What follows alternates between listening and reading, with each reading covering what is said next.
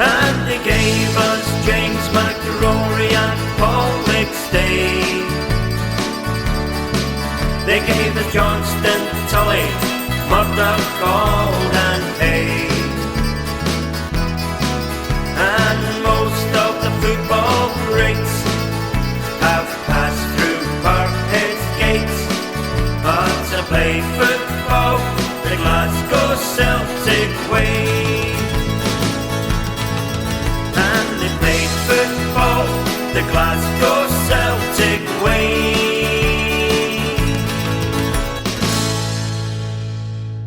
Hello and welcome to the Celtic Ray podcast. My name is Stephen Ray. I am your host, and this week I have been joined once again with Kevin McColgan. Kevin, are you excited? Excited and nervous is what I would say. Excited and nervous. Yeah, for the way the game's going to pan out, for the way the game's going to be, and nervous for the result. Yeah, well, we'll get into it and what's making you nervous and all that kind of stuff. So, since obviously we've just come off the back of 3 international games for Scotland, and they've actually won all 3 of them, which was a bit of a turn up for the books. But they'll be flying soon. Yeah, but obviously before a ball was kicked, we were going to be Edward get tested positive, and then Beaton and El Hamed both tested positive, and obviously Ryan Christie, as we discussed last week, was mixing. Stuart Armstrong, and he's missing the game as well. So we're 4 players down. Do you think it makes a massive difference to the potential lineup for Lennon?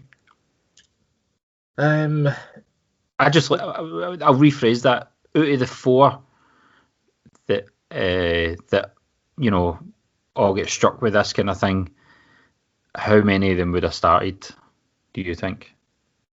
Personally, I think on current form and before everything all happened, it's got to be one answer. It's got to be Edward.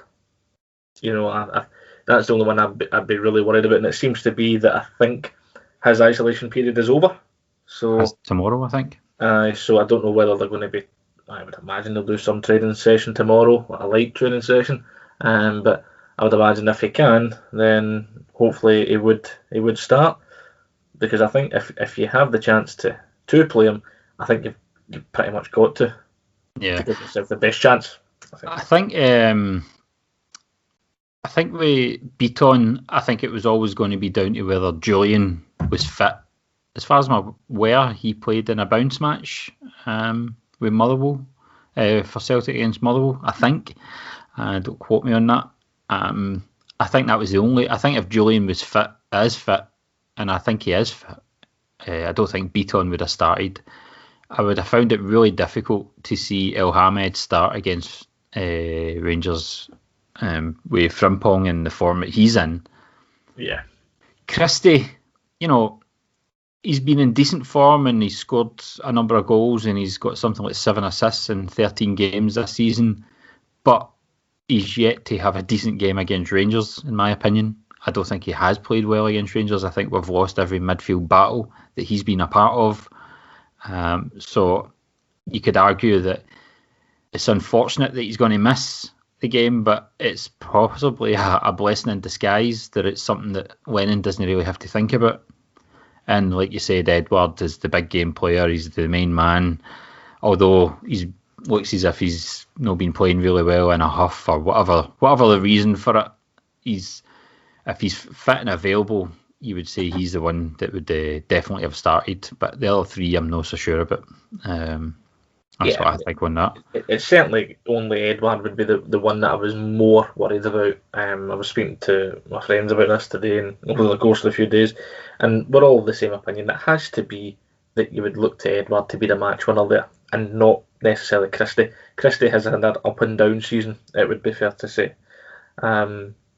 El Hamed, you can't just drop Frimpong, because I think Frimpong can be very, very effective if he's played and if he's on his game on Saturday.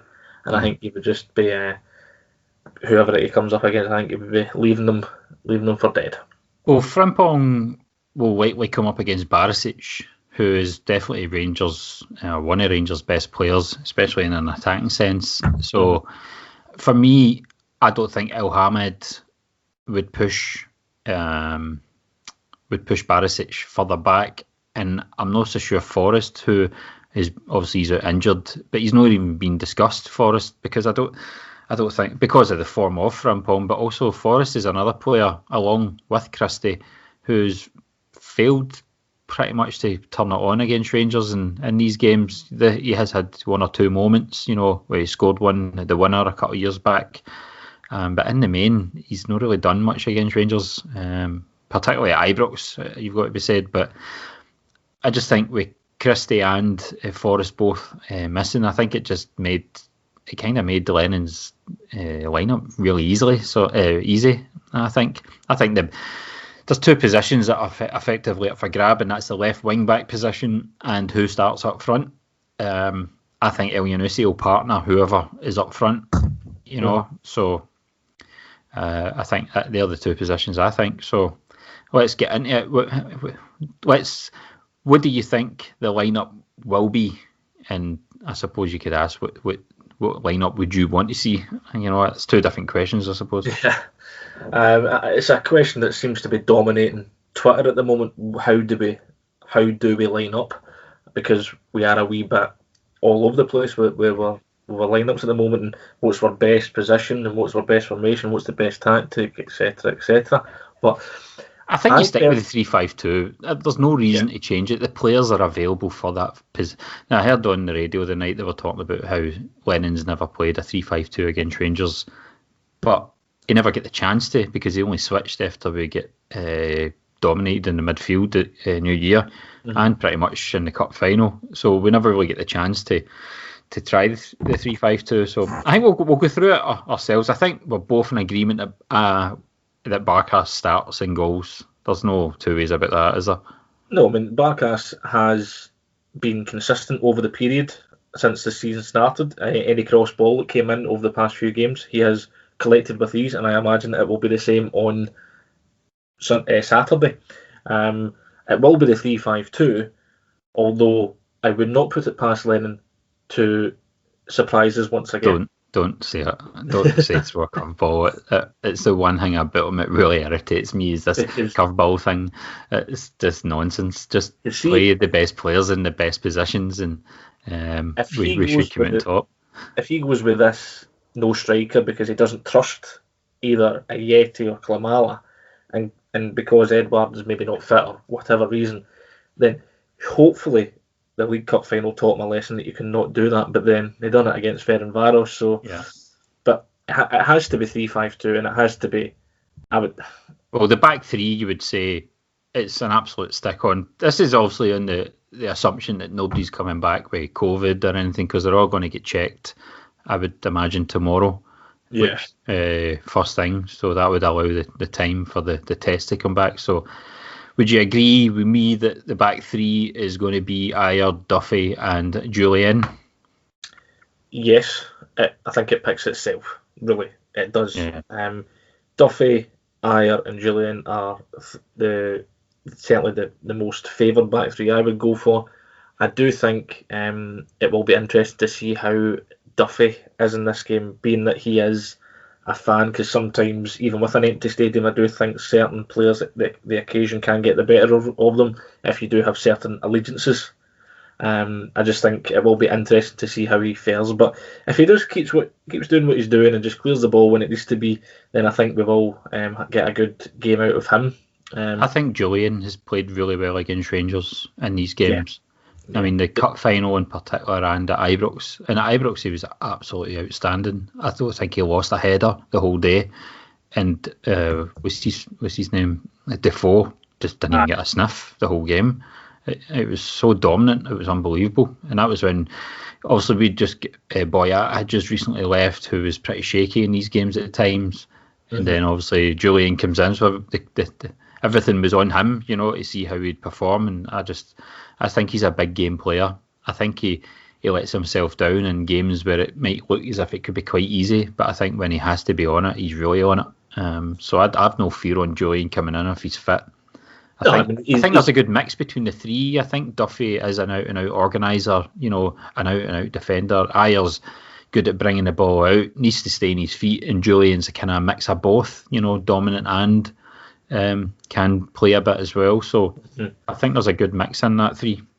I think essentially, Julian is the favoured out of the three of them. He is the big game player essentially at that position. He has always played well, and as you say, I think his best performance, though, for me, was always the first game of the season last season. And he just totally showed Defoe and Morelos, I think, played for a little bit who was boss that day and bossed it. He played alongside Beaton for most of that game, and because I think Beaton came in off the bench, if memory serves me right, and Beaton absolutely strolled it with the slippers on. So did El Hab come off that day? I think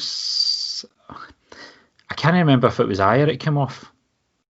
I think Ayer may have come off. I've not actually watched back. So a wee bit of trivia for us. Yeah, aye. So obviously that's the back three. I would say that I don't think we're tearing up trees picking that. To be honest, it's pretty straightforward. I would say. I think the worry is beyond that. We've not got much cover. I think you've got the boy Welsh who may make the bench, but if one of them gets injured, then you've got the option to go to a back four. But that's my only concern with that. The right wing back, I think, is an absolute nail-on, stick-on Frimpong. There's no debate on that. Got to be. Pace will, I think, if it's Barisic, I think he would leave Barisic for dead if he just gets a run at him. Barisic is a really clever player, though. He's a really good player, a really good defender.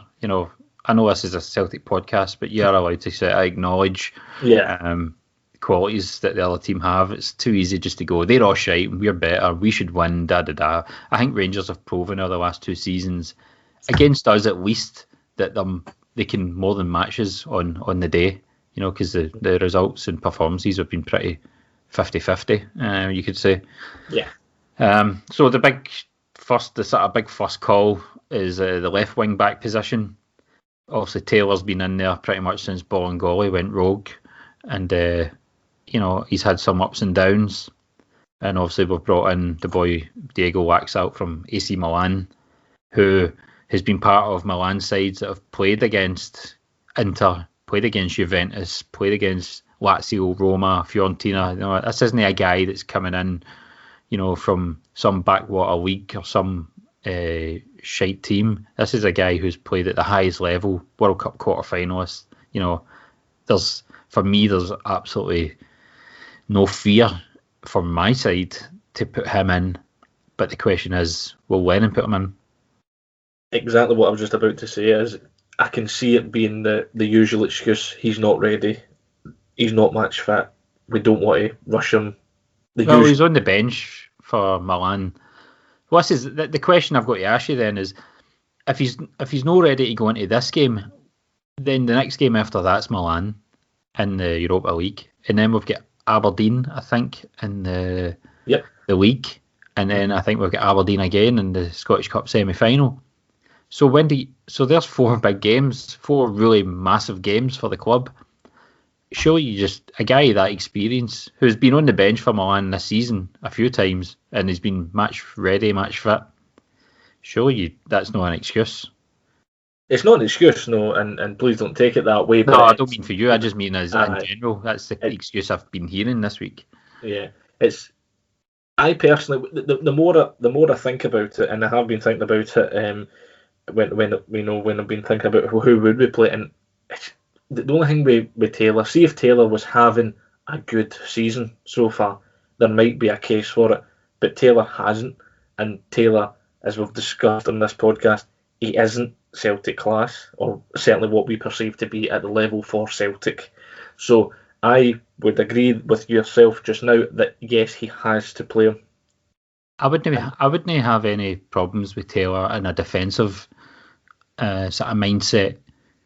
But the problem is a lot of Rangers' best play comes down that side with Tavernier, who's an excellent crosser of the ball. He loves to get forward. I just think he doesn't offer enough going the other way. I think he would be far too easy to nullify out the game because he can't beat a man. Tavernier's pretty quick. He's well established in these games now. I I just can't see Taylor being a good fit or a good matchup for this game. I think Laxalt is very technically good. He's very quick. He's very energetic. I think Tim Vickery basically said that the guy will bust a lung for 90 minutes plus. For me, it's a no-brainer, and that's the only fear I have is Lennon, not making the big call where it has to be called, so to speak. So I would say we would go Laxalt, but I would put a question mark on whether Neil Lennon. What do you think? I think you'll go with Laxalt. If I'm honest, I'm going to put my neck on the line and say we'll pick him. I want it to be Laxalt, but I can honestly, when that thing pops up on my phone at 10:30 or 11:15 on Saturday, Taylor, aren't you? It's going to see Taylor, and I'm going to be right on to you, and I'll say, "Told you." Right. Okay. So we're both sides of we're on different sides of the fence on that one. But I will happily, and I will put this out, I will happily be proved wrong. Yeah. So moving into the midfield, I would say, I've seen a lot of people calling for Turnbull and stuff like that, but for me, you play the three guys who have done it in this game, and that for me is Brown, McGregor, and Ncham. Now, and I can hear people shouting already at me that Ncham's not been playing well, and he's shite and all the other things that seems to get labelled at him, but nobody else. All I can say is the amount of times and the amount of goals I've seen this week over the last couple of years where Ncham was pivotal in the build up to these goals. I think Ncham has played really well against Rangers a number of times. I think I can only probably count the New Year game a couple of years ago where him and Brown played really poorly and we lost 1-0 with Ryan Jack. But other than that, I think Ncham's been one of our better players against Rangers in the last few years. The midfield is where the game's won and lost in a Glasgow Derby, and we need to go, as you say, with the people that have been there, done it, and won numerous trophies against a poor Rangers side, against a slightly improved, and against an even more improved Rangers side. So you have to go with them, and I still will believe that Turnbull will get his chance, and people can go on and on and on about how Sham's this and that, Sham's that. But Sham, I think when the game means more, he turns up. So it will be, you have to go with them.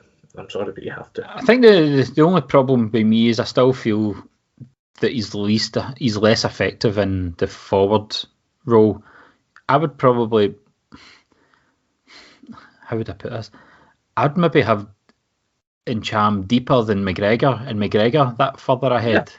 Yeah. I think McGregor's really good at receiving the ball in a half turn, kind of the way Rogic is. Rogic's probably the master at it in our team, but I'd say McGregor's in more that mould and a bit more creative that way, whereas I think Ncham is better, more, he dictates the play and he breaks lines really well, and obviously Brown's kind of there box to box, so I try to break stuff up. We've lost the midfield battle. You think of the League Cup final, we completely got outclassed, outgunned in midfield. Christie and Brown and McGregor just didn't work. The New Year game, or just before New Year, Rangers dominated that midfield again. Christie was a non-event. I don't even think Cham came on the park that day, or at least he didn't until late on anyway. I just think it's an area where we need a bit more experience in guys who have done it in that game, and I just don't think Turnbull's ready. That's not to say that he couldn't come on. I think Rogic would be more likely to come on at some point within that three later in the game, depending on how it's going. But I think it's an easy. I think this is the easiest midfield. I think that Lennon will have to pick all season, to be honest, based on what he's got available. Yeah, Rogic will come into the game. I'm no qualms about that, because I think he can be the person that can be a match winner, and maybe has that ability to pick a shot for 25 yards out, and it might end up being the winner for all we know. Who knows? Yeah. We don't know. But it was interesting to hear Andy Halliday talking on the radio. He was asked, who his toughest opponent was again for sitting when in these games, and he said by a mile it was Tom Rogic. Just the skill he's got, the strength he's got, and his all round ability. He said for him he was probably the hardest player he came up against. And and I could understand that because he's been a bit of a hunskelper in the last few years, to be fair. So he took over the role from Dembele, essentially. yes, Who I imagine will be watching the game if his Twitter account is anything to be believed. But yeah, I mean, it's got to be Brown and Sham McGregor, but I wouldn't be opposed to going Brown and Brown and Sham back and allowing McGregor that freedom to go forward, because I think sometimes when if Brown was more forward, that ball's going sideways, whereas if it's McGregor, it's going forward. He will want to get forward, and I think he likes to get forward. He likes to score the own goal. Let's not kid ourselves. So it's got to be Brown and Sham McGregor in whatever way he picks it. So that leaves two positions left. Edouard obviously struck down with COVID, back at the club tomorrow. Ayeti was injured by a hamstring, but has been training the last couple of weeks. They reckon he should be fit for the game. Griffiths came back with a last-minute goal against St Johnstone, so he's riding the crest of a wave. And then obviously you got Kouamala, who is just Rambo at the minute. You could actually argue that Kouamala is the fittest out of the four, but who's going to start up front? Because for me, I think El Yunusi plays as a supporting striker. Yeah, so, I mean, you've got to fit El Yunusi in there, and I think it's the game that might suit El Yunusi, because it will be. I think it will suit him with regards to, if Rangers are pouring forward, at the times that they might move forward, to having their lights to come forward quite a bit, so he leaves that space open sometimes. So it depends if El Yunusi can get in behind that on occasion. Ayeti's not starting for me. I don't think he will. Do you not think so? I don't think so. No, I just don't. And then this could be wrong, but I think if Edouard is half fit or anywhere near fit, he's going to go with him. So it won't be a Ayeti, in my opinion. There's just something about it. I just don't know why. I just can't see it. I would like to see Ayeti and El Yunusi, because it'd be interesting to see if it works. But I think if Edouard is half fit or anywhere near, if Edouard comes to Lennon tomorrow or whenever they do meet and he says I'm ready, you know that he's going to be on the team sheet. I'm going to disagree with you. We don't normally disagree on this, but this is good. I think Edouard will be on the bench if he's passed COVID free. Obviously we've still got to wait on this test result and stuff. I think Ayeti will start alongside El Yunusi, and if Ayeti is not fit, I've got a feeling he might actually go with Kouamala.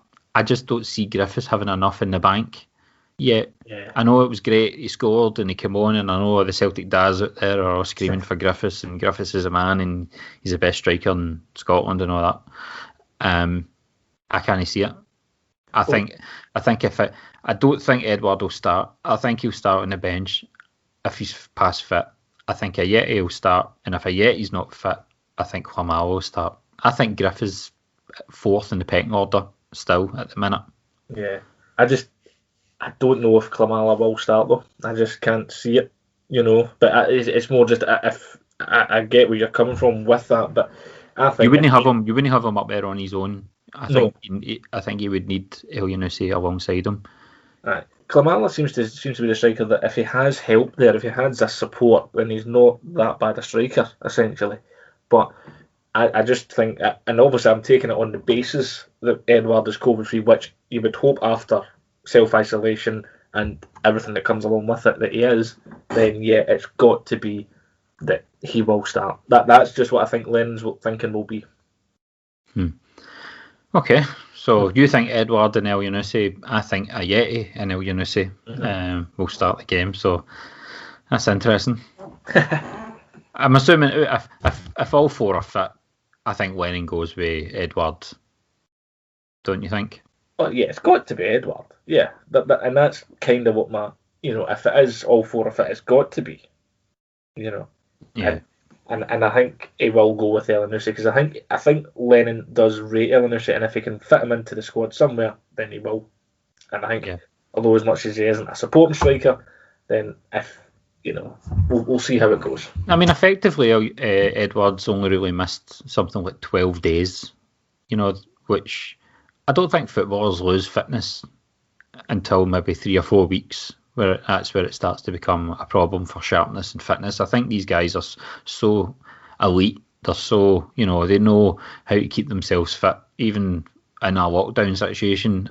I just don't see fitness being an issue. It's just whether he's well, whether he passed the COVID test. That's the only sort of issue I have. Well, this is all, as I say, COVID dependent. But yeah, I mean, these guys, if he has been able to keep fit, then I'm sure Edward would be doing that in his own house, or just trying to keep active in any way, shape, or form. But as I say, this will be all dependent on the lovely test that they have to do. The throat swab. I don't know if I've kind of contradicted myself, but I'll put it there. I think Ajeti starts if fit, and I think Edouard starts on the bench regardless. That's just the way I see it. Whereas I'm more the other way. I'm more. Yeah. Ajeti is on the bench. That's good. It'll be interesting to see whatever way and whatever comes out and whoever starts. Nobody's going to be happy. Nobody ever is these days. Oh yeah, Twitter just goes into meltdown, whenever the team lineups come out. I think Twitter servers must hate it when a Celtic team lineup comes up, because the amount of hits they must get must be unreal. Yeah. Like, it just goes on and on and on. But as I say, you never please anybody, and you're in the wrong job if you're a manager trying to please everyone. You're going to have to make decisions, and there's us just now. We've came up with 2 different scenarios, and there's a likely chance that we both could be wrong. Yeah. Well, that's why we're here. We're just 2 guys just talking about the football, and that's kind of it. We don't claim to be experts, but hopefully we'll be proven right as experts come Saturday. But so that's the lineup. The bench, it's pretty hard. I mean, I think they're allowed 9 on the bench and stuff, so I don't even think there's any point in getting through that. Although I think you might see the boy Welsh and young Dembele on the bench, just because maybe lacking the numbers, so to speak. But I'm going to ask you for a score prediction. I hate giving score predictions, but I know I was thinking about it today. I was like, how can you predict this? But I will be the very simple 1-0. That's what I'm going for. And I think it will be McGregor to score. Callum McGregor 1-0. Callum McGregor 1-0. Well, I'm going to go 2-0 for Celtic, and I think it will be Ajeti and then Cham to score. And that was. I knew you were going to go. I had a feeling. Aye, and then I can listen to people say, "I bet Cham's not done it in other games for the next fortnight." So I'm going 2-0. So just before we started recording, we came up with something to sort of, because there's only so much tactics and lineups and stuff you can talk about. So from your living memory, what's been the best game for Celtic against Rangers that you've witnessed, whether you were there or on telly? Basically the first one of the season, of any season, but it's got to be the first one. So what? Right. Give me 1 or 2 from memory that stick in your mind. Well, the one that sticks in memory, because this is the first one that I was at from memory, at the first game of the season was the 04-05 season, and it was Alan Thompson with a superbly struck Roberto Carlos shot. It's the best way to describe it. That goes in off the bar, and Juninho's debut. Juninho's debut was a great debut, and then never heard of again, pretty much. But yeah, that was. I always just remember it for a gap with a great run down the right wing, crosses the ball, goes too far over, and then it comes to Thompson. He takes a touch and then just unleashes a hell of a shot. And I just still remember that ball just hitting the bar, and it made an absolute thunderous noise hitting the bar. And I just remember pretty much choking my dad when the goal went in. Well, I never seen that game because I was on a catamaran in Cancun on my honeymoon. And I actually completely forgot about the game that day, if I'm honest. It wasn't until I'd seen it. I don't even think YouTube was out at the time. I think I went back to the hotel and somebody had said to us, "Oh, Celtic beat Rangers 1-0," and I went on to one of the internet, onto the internet for the hotel, and I think I googled bbc.co.uk because there was no Twitter or Facebook or anything like that back then. There was no YouTube, so you couldn't see it. All you could do was just read about it. So it wasn't until I came home, I think it wasn't until I got to see that goal. But it's definitely up there. I think the only thing it sort of makes me want to forget about that season was the fact that we lost the league in the last kick of the game that season. But any others that you remember? First game against them in any season? Well, I mean, there's an obvious one as well, but the only reason I never went for it was because I wasn't allowed to go to games, Celtic Rangers games at that time, was the 6-2. 6-2? It's got to be. I mean, that was just incredible. I'll always remember that game for my dad leaving with my sister to go to the game. I've sat down ready to watch the game, and then my mum proceeds to bring out the Hoover during the game. And I was ready. And I am not a violent man, but I always just remember her putting the Hoover on, and then by the time she had finished, Chris Sutton had scored with 52 seconds gone. I'm just do you know he's actually offside in that goal? Just that, he is just offside. Davy Provan changes his opinion from onside to offside, and that. I completely forgot about that one. Actually, I wasn't thinking as far. I was thinking further back than that for one.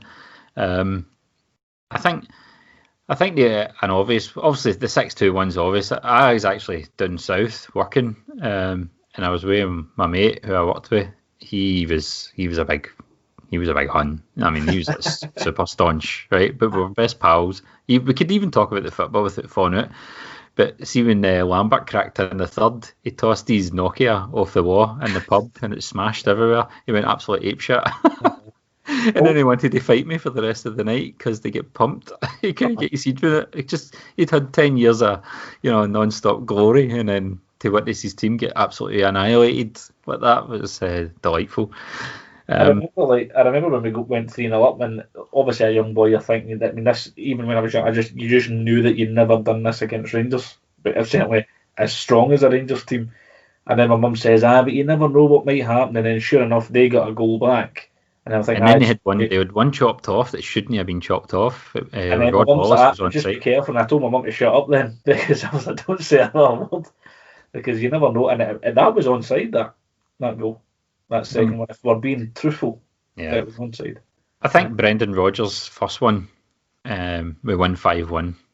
I mean, I get invited onto Sports Sound. Kenny McIntyre asked me to go into Sports Sound. Harry Brady for Celtic Underground was on as well. They had these two guys for, I think one was for the Rangers Trust and one was for some Rangers podcast. I don't know. Peter Lovenkrands was there. Lovenkrands was there. Frank McAvenny was there. Tom English and Kenny McIntyre.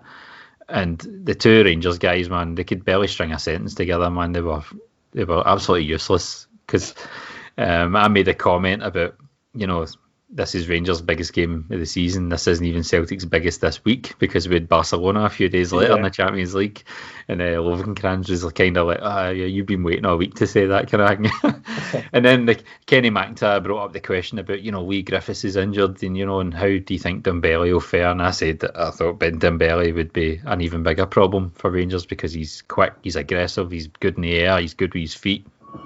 And I don't know if the microphone's picked up, but I think my wife just dropped something downstairs. It sounds as if it's went into a million pieces. I did hear a very slight noise there. So. Aye. And then obviously I stopped short of saying, and I'm not just saying this, I did stop short of saying I think he'll get a hat trick because I thought, it's just pushing it too far. But obviously we went on to win that game 5-1 and it was an absolute annihilation because Rangers were coming, they're back, they just.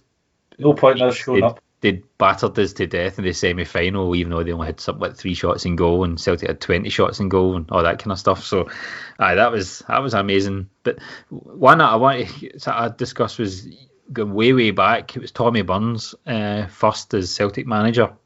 We went to Ibrox. I don't think we had won at Ibrox for something like 6 years. I think 87, 88 was the last time that we'd won at Ibrox, and we went there. John Collins scored almost an identical free kick to the one that he did just a few months earlier for the previous season, right on half time.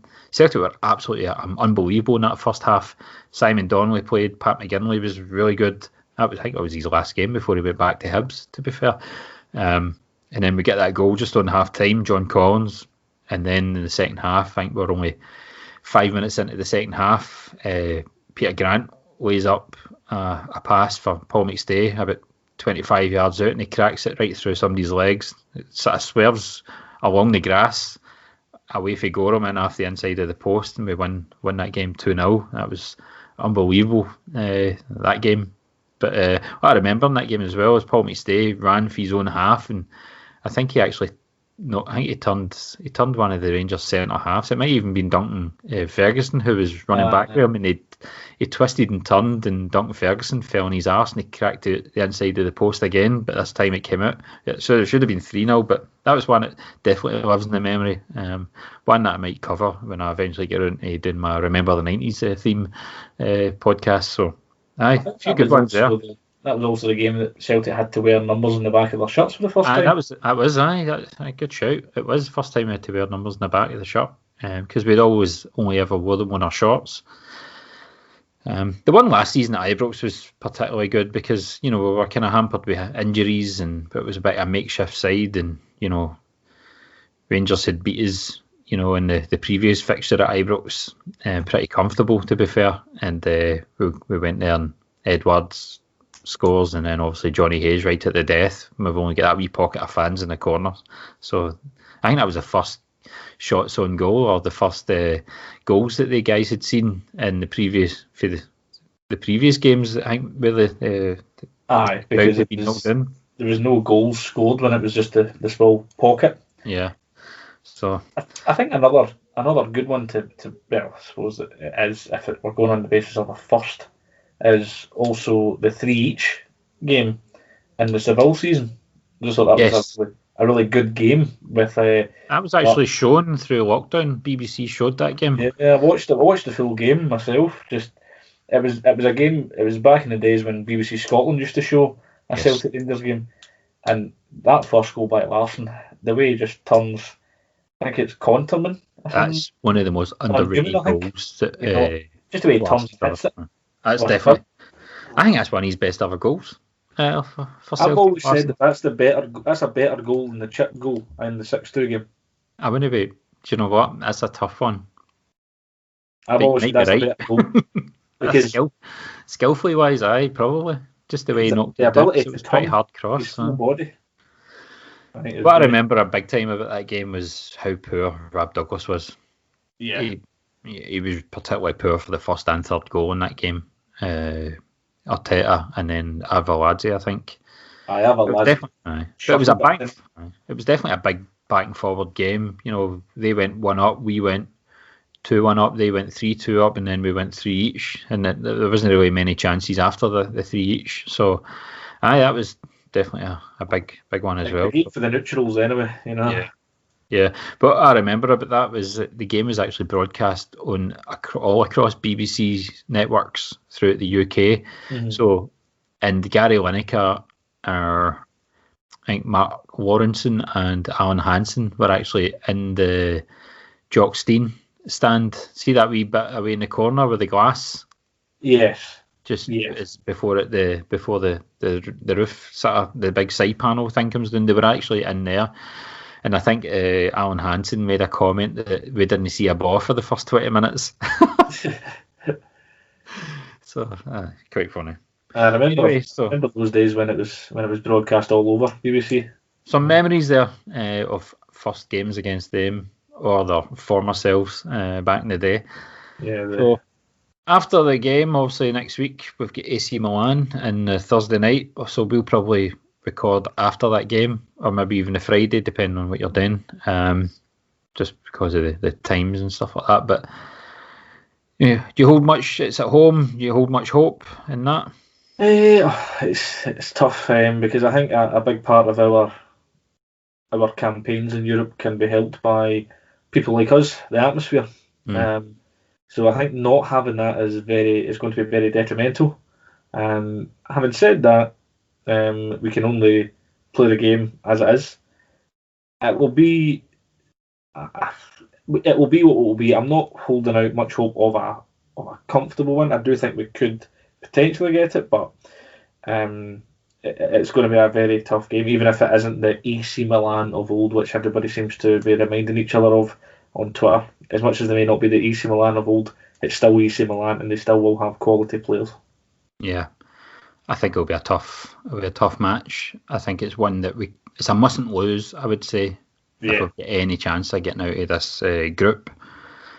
It'd be interesting to see if any of their players turn up with COVID or out with that kind of thing as well. So, because I'm sure people arriving from Italy have got to isolate for 14 days. I'm assuming the sportsmen will be given special dispensation on this one. So we'll see how it turns out. You know, I fancy us to do well in the game, to be fair. But, you know, I think what happens on Saturday could go a long way to how we go into that Milan game next week. So, yeah, I mean, it's all to do with the psychological side of things as well. If we go in on a high, then it can go in our favour. But if you look at it, and I know this is maybe a bit of an extreme example of the opposite, we did beat Rangers side 5-1 and then lose 7-0 to Barcelona in a couple of days' time after that. I think the difference with that is this Milan side are not anywhere close to that kind of level. Yeah. I would say this Celtic side, you know, you could argue is a bit more solid than that Celtic side that night. A bit more well drilled, you could say.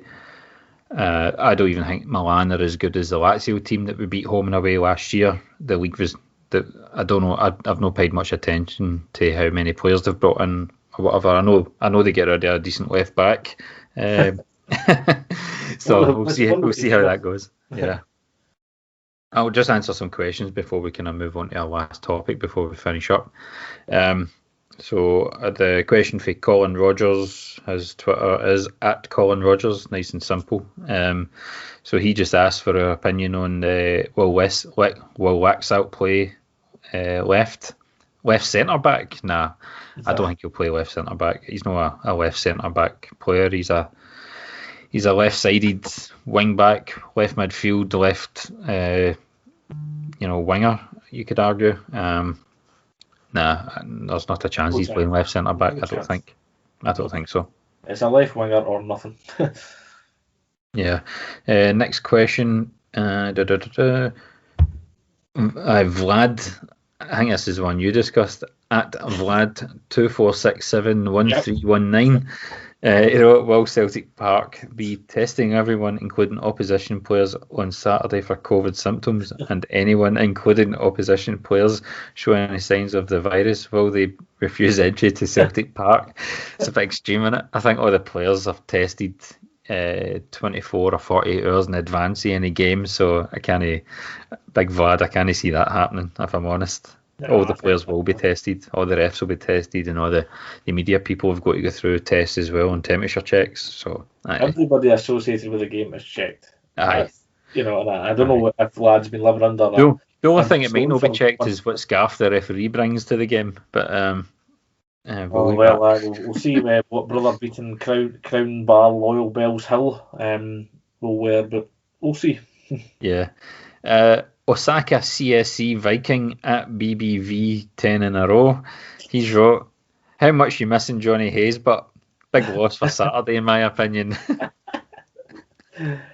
Well, Neil Lennon. I know he's one of the ball boys. He's obviously trolling me. We won't be missing Johnny Hayes whatsoever. We've got a guy who can actually pass the ball and control a ball. You know, Johnny was all energy and, all blood and snorters, but there wasn't much beyond that, in my opinion. No, that certainly wasn't. Certainly was not. Michael @B89. Michael, I don't know if he's trying to get away with it. I'm sure he used the C word last week. So why is Charlie Adams such a, you know what? And should stick to the sisters' pads. It's an iconic chant. I'll give him that. This is obviously to do with Charlie Adam, the Dundee player on the PLZ soccer thing. I think I listened to about 5 seconds and then I just thought, I can't be honest with this, and I turned it off. But he's basically there just saying stuff, like, was he saying something about Beaton doesn't want to be at the club and is causing a problem? Beaton's the last person at Celtic will cause a problem. He's happy where he is. He's no interested in moving anywhere else. He's said it in the past. I think he signed a new contract not that long ago as well. So the guy's an absolute buffoon. And you know, it just highlights, you know, these programmes, the likes of Peter Martin. He's got Alan Ruff and, you know, Tam McManus. Who else has he got? He's got obviously Charlie Adam, Stephen Naismith. Well, he had Barry Ferguson. To be fair, Barry Ferguson does actually talk quite well. You know, we know he's a Rangers man and he's always going to be pro Rangers, but he generally is quite fair. It just proves these guys that the guys that can play football, but they just don't know what the fuck they're talking about. Honestly, man, it's just mental. It's the same as like Chris Boyd when he was speaking to, was it Tom English, and he saying, "No, I think there's a mole in the Celtic dressing room." And I think Tom English asked him to prove it. Oh, I'm not going to tell you that. And then a week later, Celtic beat Rangers 2-0. Yeah, get up. You know, I mean, it seems to be it's just these programs or, you know, these shows or whatever. They just seem to be so pro Rangers, and it's anything to put us off our stride, or, you know, I mean. Why would Beaton want to do anything? I mean, I heard rumblings that way. He's happy, as you say, he's happy here. He's not going to do anything. What rumblings is he going to cause? He's got COVID. He's not allowed in the club at the minute. So, Jesus Christ. You know, just have a really bad Zoom call with Neil Lennon. You know, what's he going to do? I know. Celtic are a 9-star in a row. Hero, what's your favourite Glasgow Derby match since Sevco were formed? I love the first ever league match when we pumped them 5-1 at Celtic Park. I actually prefer the 5-1 we beat them at Ibrox. For me, that was the most complete performance I've ever witnessed a Celtic team against Rangers. It was absolutely incredible. And I'll never forget John Collins' face at full time, because he was part of the team. And Alan McCoist was alongside him with David Tanner, and McCoist is sitting there just in absolute shock, and John Collins is just sitting there with, you know, the big cheesy grin that he's got, and he was obviously going on about the pace, the power, you know, the tempo and all that sort of stuff. But honestly, that day we could have won 10-1 that day, and it wouldn't have. I think even somebody like Davy Provan, who I don't think commentated on the game that day, even though he's somebody that likes to stick a boot into Celtic, he actually came out and said it was the most incredible performance for a Celtic team he'd ever seen at Ibrox. You know, I mean beating them in the League Cup. Beating them in the League Cup final was funny. I mean, it wasn't good to watch. It was pretty bad for the old heart. It was not good for the ticker, that one. Aye, it's like that Billy Connolly joke, you know, when he's talking about the old woman that gets flying off the bus. You know, the bus goes right, and the wee granny comes off at the back, goes left. You know, it's 70 mile an hour. He said it was the most horrendous thing he's ever seen, but funny. You know, and yet funny. Yet funny, aye. And that's what that League Cup final was to me. It was horrendous to watch, but funny. With the League Cup final, for me, it's just a state of, how the fuck did we win that? Because we were under the cosh for so much of it. And then, weirdly enough, it seemed when we went down to 10 men, it didn't seem slightly as bad. Yeah. We seemed to kind of group ourselves together. And then if Mikey Johnson had put that bloody set, they still had chances. Even at 94, 95 minutes, they had a chance where I think Julian clipped it with his heel to stop it sort of... getting into the middle of the goal, but I think because Johnny Hayes get caught out at left back, I think somebody gave the ball away and he get caught out. But that was hilarious. That was, like we said, that's the old Billy Connolly joke. Horrendous but funny. Sorry, just one last favourite there. I think to say is obviously for a favourite one also in the UCO is beating them 5-0 at Parkhead to win the league. That's always got to be up there as well. Do you know, that game actually annoys me because it should have been 10. It's the same reason for everyone. We're 5-0 up with like 33 minutes to go. And we take the foot off the gas. I'll never forgive them for that. We should have put up a cricket score. Well and truly and tightened it. the old Cobra Kai, Show No Mercy. But just as a recommendation, if you ever liked the Karate Kid movie as a child, the Cobra Kai series is absolutely outstanding. It is a bit cheesy, and a bit nostalgic, but I thought it was amazing. It's just, well, it's in my head. I get a question from Martin Wilmot at WWilmot68. He pretty much asked something we've pretty much already covered. Where is it? Question. Oh, that was an old one. This one's, hi Stevie. Not a question, more a suggestion that Neil Lennon plays the team. Some of the guff coming out of Charles Adams' mouth as part of his team talk. Pin the stuff from the Daily Record on the wall too. That's all they need. I don't think they need. See all that stuff, pinning stuff on the wall and stuff like that. I don't think is that even a thing anymore? Does MD even? I mean, can you imagine turning around to Diego Waxart and go, check that Daily Record headline out the fucking, give me a break, man. I think back in the day when it was, 11 Scotsmen against 11 Scotsmen, that was. Yeah, I think now it's different. Yeah, Brian Clough's and the kind of Jock Steens of this world, and Bill Shankly's and Bob Paisley's and people like that, they might do that. Yeah, but I mean, your Guardiola isn't going to do that, He's not going to spend hours on a training field and say, right, we'll beat them with this system, but did you see what the Manchester Evening News were saying about us? He's not going to do that. Question for, it was more of a memory actually, for Michael Cassidy. It's Cassidy Boy with an H, 1967. A great memory of one of the games was with Wee Kev, my last one before. Oh yeah, that's having to give up a season book. In October, Jelavic said the league was won, with them going 13 clear. The New Year game, Welsh wizard Super Joe Ledley scored the header to put us back top of the league. And from there on, we've never looked back.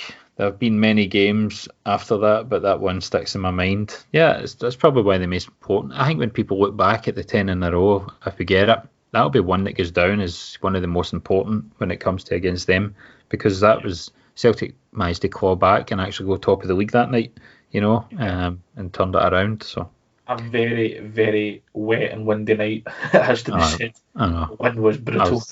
I was happy to watch that one in this, to be honest. Right, so we've pretty much exhausted everything Celtic and Rangers for this week, so it's all about just letting the game play out. But there was something I wanted to pick up on. I wanted to wait till there was a week where we didn't have a lot to talk about, which turns out it wasn't really this week, but we'll go for it anyway. A few weeks back, we had Dermot Desmond speaking to The Athletic and going on about Celtic and Rangers playing in the English Premier League and all this sort of stuff, and how COVID's going to change everything and all that type of stuff. And what would your I genuinely think that change is coming in European football across the board. I think massive change is coming. I think there's going to be a lot of clubs who are going to really struggle to survive this. I think a lot of leagues are starting to get left behind, and there's a lot of big clubs and small leagues that need to start looking at the bigger picture, because there's a war going on. There's an invisible war going on that most people don't see because they're too engrossed in their own domestic football. Mm-hmm. But you're starting to, what I spoke about before we come on live, we started recording, was you only have to look about Scotland and the amount of kids who are wearing Liverpool, Chelsea, Man City, Man United tops, Barca, Juventus, they've all got the Ronaldos and Messis and Real Madrids and all that sort of. Is there as many Celtic Rangers tops kicking about anymore? And this is the next generation that's coming up. I think the demographic of Celtic fans isn't a very young audience. I think the average age of a Celtic fan with a season ticket at least is late 30s, early 40s. I think Ross County and Inverness have got the oldest demographic of season ticket holders. I think they're in their 50s. Kids are not wanting to follow small regional clubs anymore. Gone are the days where I think, I don't want to say it completely, but I think you're starting to find a lot of the younger generation are consuming football in a different way these days, whether it's through YouTube, short clips, goal shows like the BT goal show for Europe that they do. The whole sitting down for 90 minutes or going to a match, travelling long distances to go to football. I think I just think the younger generation are no into that anymore. And I think unless you're part of a bigger thing, I think you're going to get left behind. And obviously this week, the whole thing about the Premier League and the Big Six wanting to sort of reduce the numbers of the Premier League and make it harder for Championship teams to get in. And, all that almost not American style, but heading towards that way. What do you think? Well, I'm surprised that if our demographic is as high as that. I mean, I must admit, you do see, and I can only go with what I see. You do still see, certainly with the odd Celtic and Rangers top still floating about. I do believe though, you do have a lot of people that are glory hunters, and I'm not a fan of these people that clearly could support someone, but they'll support the bigger team just because of success. And we could be arguing here all day about, well, that's the only reason that people support Celtic, which might be, but I just think that with regards to the change, there is change coming, yes, but I don't know if we're essentially, if we're looking. Do you think we're too unique? See, I don't know, because when I go to the match, like I said, I love going to any Celtic match, whether it's under 18s to women's to men. It doesn't bother me. I'll go and watch it because I love going to see Celtic, as yourself, as many people do. I don't think we're too unique. I mean, if the world is changing, and it has to be, the attention span is dropping at an alarming rate. You have to keep them entertained, and I think the BT Sport Goal Show is a classic example, because I would imagine if you looked at the viewing figures of over all the BT channels that night, that's where the most attention is, because they know that something's going to happen there. Because you could watch PSG, Real Madrid, and they have fantastic players, but it could be 0-0. Well, I'm a passing NFL fan, for instance, and I'd rather watch Red Zone, which is just every time a team gets into that sort of 20, 25 yard kind of mark for a chance at a touchdown, they go to that game and they cover that game, and then they're bouncing back and forward. I watch that, so that's the way I kind of see it. Now, there's, people have always said, there's not a chance that, Celtic will ever play in Europe or ever play in an Atlantic League.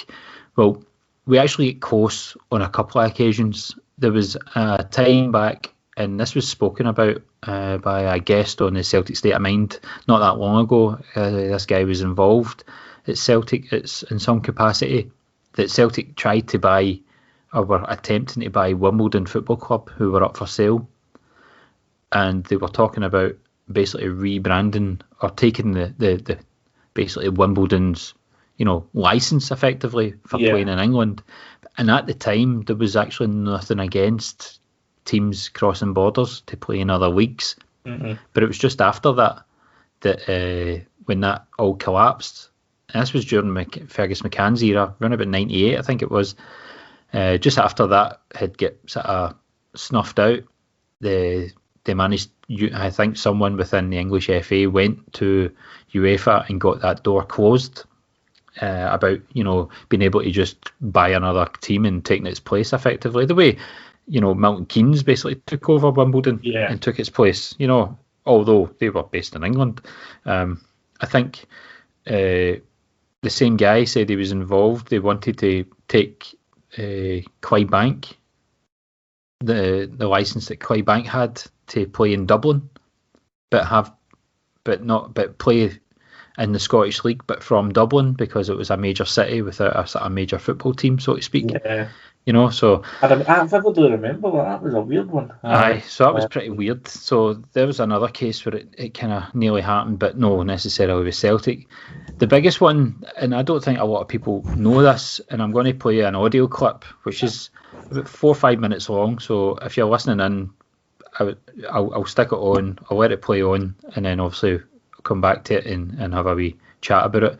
It was an interview done by a couple of people that most people don't really like, and that's Richard Keys and Andy Gray. But don't turn it off because it's them, because it's the guy who's they're interviewing. It's the guy who's worth listening to. His name is Keith Harris.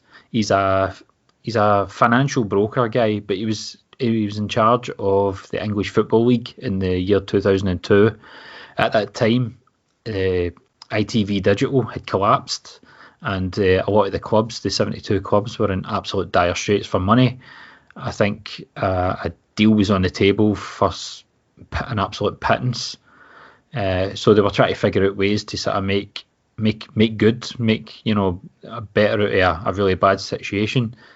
And so I'll play this clip and let you hear what he's got to say. And it's really, really interesting stuff. So here we go. Keith Harris, former chairman of the Football League, had this deal done, if I'm not mistaken, and he joins us now via FaceTime. Keith, thank you for talking to us.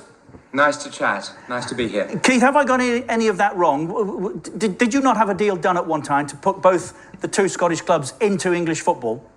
It was certainly close, Richard. It was just after March 2002, which is when ITV Digital was allowed to go bust by its parents, and they basically left a £180 million hole in the finances of the Football League clubs. The three leagues clubs had all budgeted to spend that money, which they thought would be forthcoming, with good reason. And frankly, we were looking at how to repair the damage, to stop all the ships sinking. And one idea that we came up with, which I went up and spent many days in Scotland negotiating, was to bring the two major clubs, Celtic and Rangers, obviously, into what was then the old First Division. And it got a very good reception in England. It got a very good reception in Scotland as well, because at that time it would have freed up the Scottish Premier League in terms of the other clubs having for the first time a proper chance of becoming champions rather than finishing third. So it offered Europe.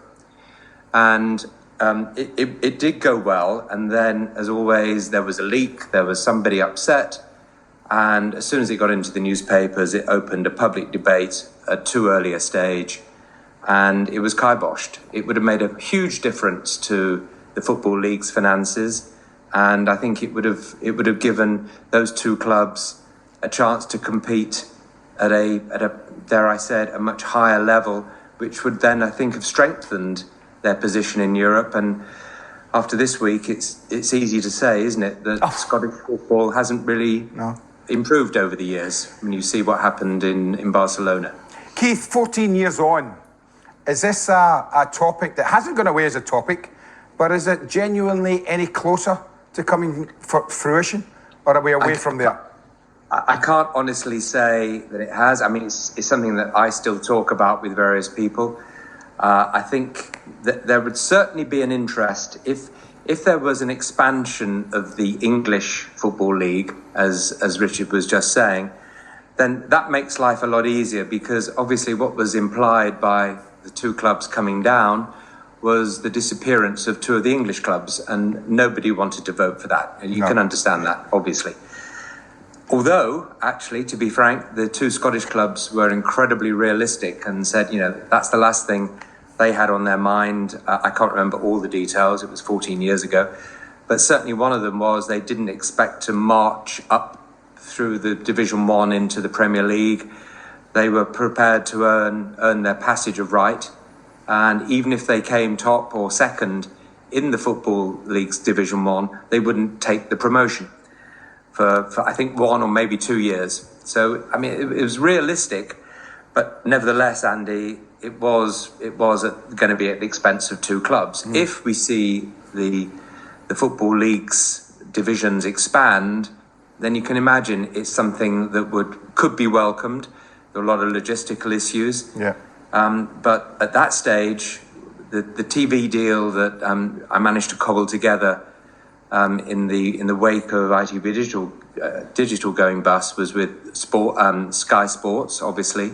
I thought it was a great deal at the time, but the infusion of the two Scottish clubs would have more than doubled the amount per annum available to the Football League clubs in terms of television rights. And if they could bring with them that enthusiasm from a broadcaster's point of view, then economically it makes sense. Yeah. Keith, I just because football's changed to such a great degree, there's a generation of fans probably don't understand what the old First Division was. That's the Championship. That's the second tier. Yeah, the second tier, the Championship. Yes. So you're talking about putting Rangers and Celtic straight in to the second tier of English football. I mean, the fact you're talking about both had agreed not to go up for 2 years, this sounds to me like you were a really long way down the line, a whisker probably from pulling this off. Yeah, I mean, different beards are thicker than others, aren't they? So a whisker on one face, maybe not on another, but it got good momentum. There's no question the momentum was strong. I can remember it being leaked. I can remember equally strong suspicions as to where the leak came from. Whether or not these clubs would ever have truly been accepted into the Premier League, I don't know. But had they been in a position to earn their place in the Premier League amongst the promotion candidates from the Championship, Division 1 as it was, then I don't think there would have been an issue. No. But there are peripheral issues that had to be ironed out. And Richard, what happened was it was leaked, and then suddenly you were dealing in the public arena rather than in private, and that made life very, very much more difficult. And I'm getting the feeling, Keith, that you're suggesting it was leaked with malice. Your words, but my agreement to those words. We get you, Keith. We get you. So, Kev, what was your thoughts on that?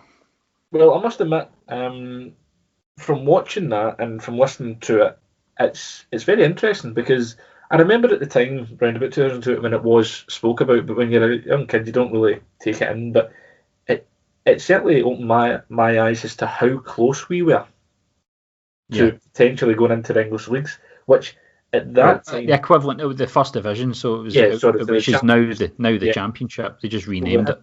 Yeah, so we had to earn more passes, which is only right. But at that time, I think there was certainly a lot of support, and it certainly when you listen to that, it says that there was both support from Scotland and England.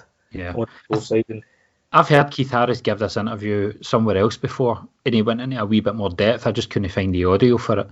But he basically said that the both clubs had agreed that they couldn't get promoted in the first season. Yeah. And only one would be allowed to be promoted in a second season if one of them was in a promotion position, so to speak.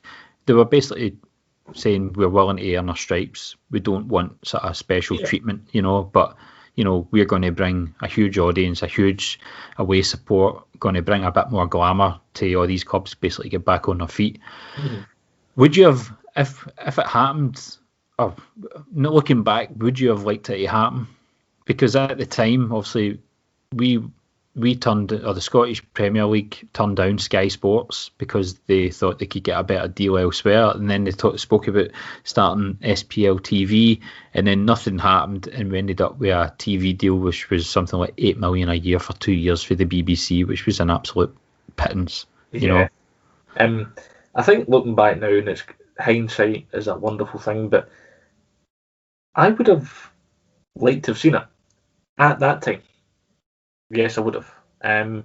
Because I think if you look at it and you look at both squads, that was like the strongest those squads would ever be. Because when you look at the 02-03, 01-02, that would be in that season. In both squads, you get very, very strong squads who I think would have no would have no problems eventually promoting. Obviously, I think both clubs on their day with the squads could have beaten anyone in Europe at that time, and we proved that we could beat anyone in Europe pretty much at that time, because we'd beat the Barcelonas and Juventus and all these teams, and obviously made a European final and all that sort of stuff. So I think what's happened since then is the TV deals across the big 5 leagues have grown, whereas the smaller leagues have pretty much stagnated. Some have even regressed.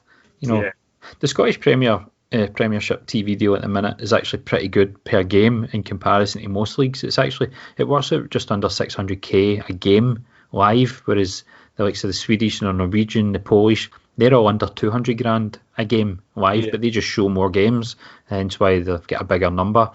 I think the EFL, like the Championship, League 1, League 2, theirs works out about 600 grand, so it's just more per game, plus they've got to pay Premier League clubs money for the League Cup and stuff like that. So their TV deal is, although it's really big in comparison to ours, it's actually really diluted amongst a lot of clubs. And I guess where I'm going with this is, I think, I don't know whether I'd like to see Celtic play in a British league, so to speak, but I definitely know that staying in the Scottish League long term is going to be damaging for the club moving forward. Because Europe's going to get harder every season, as it's proven. We're going to get left behind. The demographic of fans is changing. Who they support. Supporting the local teams slowly starting to become a thing of the past. Kids are more gravitating towards big names, big signings, big clubs. And I know Dermot Desmond is desperate for Celtic and Rangers to be part of a British league, so the Atlantic League is the one that I've always felt that is the route that Celtic should trying to keep going down. Now, people have said that the Atlantic League's pie in the sky, but Roger Mitchell, who's got a podcast with a couple of English guys, the podcast's actually really good, although Roger can be a bit of a tit sometimes on Twitter. But the podcast itself is really good, and it gets a lot of really good guests on there, for the financial side and sports broadcasting backgrounds and stuff like that. But he spoke about, he actually went to Neon. Well, Celtic were driving forces for the Atlantic League. He said that Rangers weren't so much, but would have went along with it. They needed permission for UEFA, or they had to go to UEFA to get permission, or to be convinced, and they had to take Jack McGinn along with them from the SFA. And he said that if they went out there and Jack McGinn agreed, then basically Celtic, Rangers and whatever other big club in Scotland wanted to join, they could have got in a room with the likes of Ajax and Anderlecht and all these big clubs for sort of small TV markets and basically create a league within a UEFA setup. But he said when they get out there, Jack McGinn pretty much said that he didn't want it. It wasn't something he wanted. He wanted Scottish football to remain Scottish and didn't want to lose the big clubs. And he basically said he shat it and just he looked after the bowling club team, all the old officials, and they didn't want them to become irrelevant, and the whole thing collapsed. I think at Celtic at the time it was Alan McDonald who was a big driving force for this. So yeah. So we have came close a few times. Obviously, you've heard it there for the guy himself who ran the English Football League at the time, Keith Harris. So I think, personally, if I was running UEFA, there's 55 associations. I think 55 top leagues is too much. I think there should be no more than 20. There should be maybe the 10 biggest leagues and 10 regional, incorporating the bigger clubs from each of these leagues. How that's divvied up, I'm not sure, whether it's north, south, east, west, central, or two in the central, whether it's Switzerland and Austria and Hungary and all these countries. I don't know how they would do it. Obviously, that's a long conversation to have, but... Yeah. I suppose, I've always asked, and I could be totally just missing the absolute obvious here, but my always argument to this is, do you still continue with European competitions? And how is that worked on basis of coefficient for the first year, or how is that? What does that still happen, or do we just say, well, the competitions that we win in whatever this Atlantic or European League would be, then that's it? I think we'll always work under UEFA's guidance. Right. I think if you were to say Scotland, Holland, Belgium, just to say three. So say the the biggest 20 clubs or the biggest 18 clubs within the 3 leagues had their own top flight, and then there was a pyramid below that of, you know, teams in Scotland and Belgium and Holland or whatever. I think they would still have, you know, you would still be challenging to play in a European competition, you know, because there's not a chance in hell that England is going to merge with any other leagues. Neither the Germans, the Italians, or the Spanish. They're too big. They don't need it. No. I think it's the smaller leagues that need to club together. The bigger clubs need to club together, because if we don't, you know, we're going to. The fact that Leicester or Bournemouth can go to Ajax and pick off their best players just because of a TV contract. Yeah, that's nuts. It is nuts, but everybody I've spoke to about this, or you always mention in passing, you know, they say, oh, the bubble's going to burst, the bubble's going to burst. Well, you know, you're getting to a point now where I think it's worth £5 billion, isn't it? You think, well, is it ever going to burst? You know, I don't think it will. And it's just going to be still there now. But just back to, like, it'll burst for most clubs, but it won't burst for the top clubs, because they'll just go and create their own thing. They'll go and create the Netflix, you know, the Premier League Netflix, or, you know, there's eventually the big clubs will just go and do their own thing, and we'll all be left behind. And what guys, I don't know. I can see in the near future. I reckon by the next round of they can't change the Champions League or the Europa League until 2024. But I bet by 2024 only the top 8 or maybe top 10 leagues will get guaranteed Champions League places. Yeah. And then beyond that, the next 20 leagues will go to Europa League, and then the next 20 leagues will go to the Europa Conference League or whatever it's called. So it's already becoming a closed door with 16 out of the 32 coming for 4 weeks. What's to say the remaining 16s and going to come for the next 4 weeks, you know? Because that's where the money is. I think that always riles me with it as well is like the Champions League, it's called. Yeah. You're lucky if there's a few champions in there at the end, and that's always just a bugbear, and I'm sure it's a bugbear with many fans. But the thing was, at the time I would have liked it, you know, you think, oh, it would be great to be in the league, but nowadays I think fans are losing their appeal of going to England, you know. Yeah. I think that the appeal of the best league in the world is certainly losing its appeal rapidly. I don't think fans are still wanting to move, because I think you lose a bit of your traditions as we are a club at Celtic. You know, do you just go mental and just spend whatever you get, or would we spiral, or, you know, do we, you know, where do we go from with a big TV deal, and are you just buying £10 million players when really they only cost £5 million? Yeah. You know? Because I think Fergus McCann said in that I don't do bad deals. Don't do bad deals. Don't buy £10 million player. Don't buy a £5 million player for £10 million. Yeah.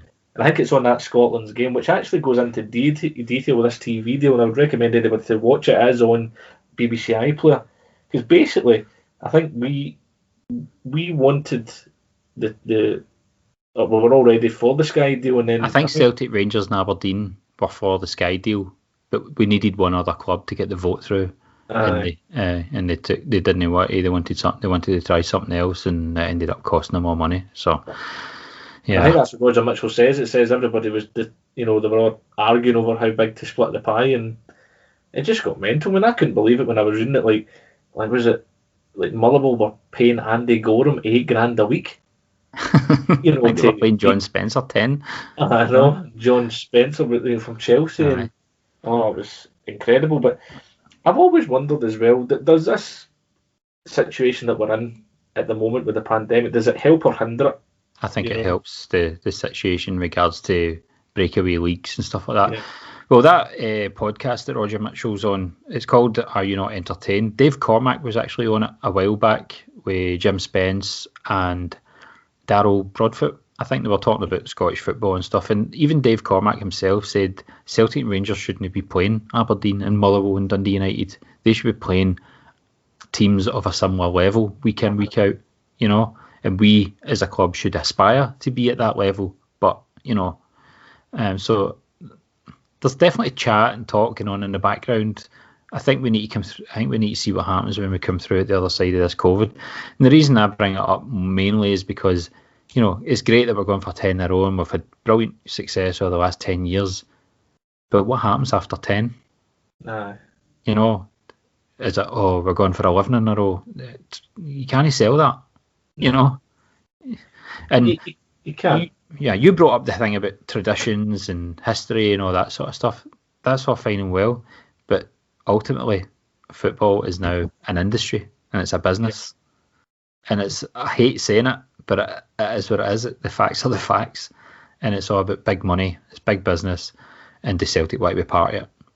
I want to be part of it. I don't want us to be left behind. Because in 20 years' time, if we're still playing Scottish football, trying to get into Europe, I don't think Celtic Park sells it. Because the demographic, we've all got 20 years older.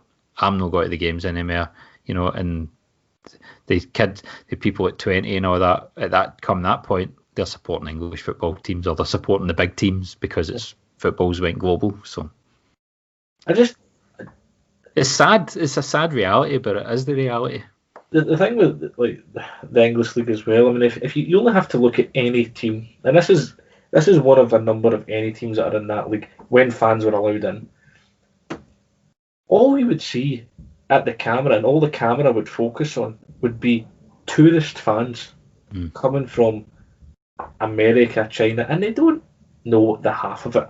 They don't know what the club means. They're not real fans. They're just they say that about Man United, don't they? That Man United's real fans are the ones that go away from home because Old Trafford's packed out with tourists. So that's all it is. And it's the same with I believe, your Real Madrid and your Barcelonas, I think. Because if you go, I went to Real Madrid versus Real Betis last season, and I have no doubt that there are your season ticket holders, your core support, but you only had to look round and there was people like myself and my friends who were there who were doing the exact same. Who were there to see one of the best football teams that there ever has been. It is just the appeal of it. Because and I don't want us to become that. I'm not saying don't allow tourists to come. I'm not saying that whatsoever, but I just think that there has got to be... You feel that it loses the atmosphere and the whole sort of feeling around the game and the passion and what it means.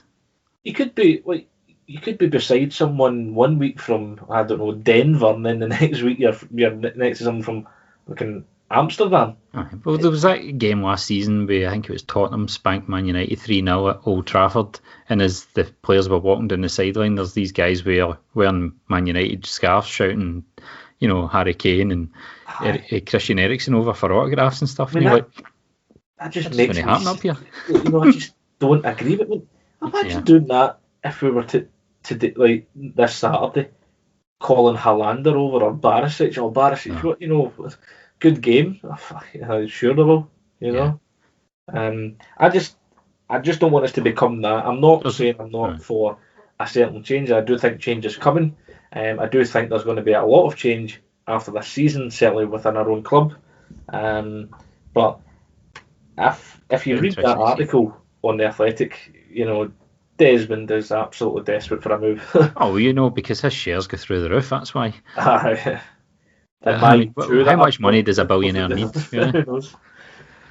Anyway, I think we've exhausted that. It's definitely something we'll come back to in the future, I think. Maybe not necessarily this season, but I think people, need to get their head round that change is coming. Whether that change is good or bad, we don't know.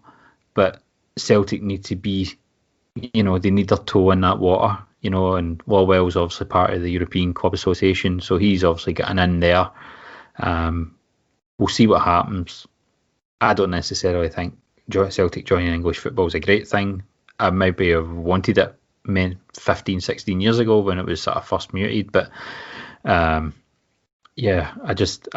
want is Celtic to be the best that they can be and the biggest that they can be, and being part of Scottish football. I don't think we ever will be. I don't think we'll ever reach our capacity. The only way we can sort of compete again on a European stage is TV money is dropped or equally shared across European clubs and European leagues, or there's no TV money and it's just you you earn what you earn through commercial and what you earn through, through the gate, and then that's why we were able to compete, because TV deals weren't so big, and that's why the what do you call it, the Martin O'Neill side done so well, because we were almost on a level footing with most clubs in Europe. So yeah, and could do it. I mean, the only thing I've got with the whole European League, and I suppose it's a little bit different now with the COVID, but it's going to involve a lot of travelling to places. Yeah, but you say that, but we already have a lot of travelling with the Europa League and the Champions League, and and it's probably just as cheap to fly. It's just as cheap to fly to Amsterdam as it is to get a train to Aberdeen. So, there is that. So yeah, I suppose there's always, but I suppose there's going to be pros and cons and a lot of an argument for it over the course of the year. But I suppose these cycles, they do. I think they come every 5 years, is it? Yeah, every 3 years. Every 3 years. Sorry, my apologies. So it's going to be that we're going to be the UEFA Champions League, and the noise and the music is going to be a thing of the past, and I think we need to get used to maybe Europa League.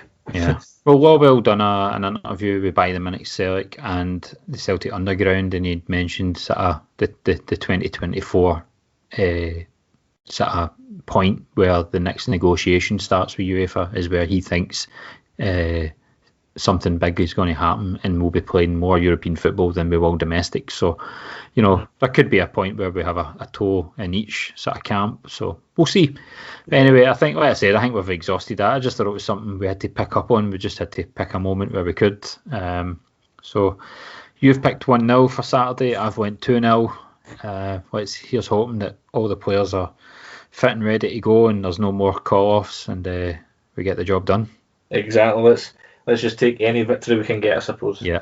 Okay. Well, Kev, we'll speak again next week, probably after the Milan game. So here's hoping for a couple of good results next week. Right. Catch you again. Catch you. Thank you. Bye-bye. Cheers. And they gave us James McRory and Paul McStay. They gave us Johnston, Tully, Murdoch, Gold and Hay. And most of the football greats